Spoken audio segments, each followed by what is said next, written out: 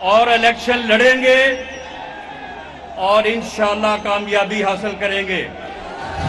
लेकिन इलेक्शन से ये मुराद नहीं है कि तुमसे तोशाखाना की चोरियों का हिसाब ना लिया जाए। उससे ये मुराद नहीं है कि तुमने जो इस मुल्क के साथ खाओ किया है उसका हिसाब ना लिया जाए। तुमसे फॉरेन फंडिंग का हिसाब ना लिया जाए। तुमने जो एक प्रॉपर्टी टाइकून से साथ मिलके 50 अरब रुपए का टीका लगाया इस मुल्क के कौमी खजाने को और खुद 5 अरब रुपए की प्रॉपर्टी जो है वो साइन अपने नाम करवाई, अपनी बेगम के नाम पे करवाई, रजिस्ट्रियां मौजूद हैं, इंतकाल मौजूद है। इलेक्शन से ये मुराद नहीं है कि तुमसे ये हिसाब ना लिया जाए।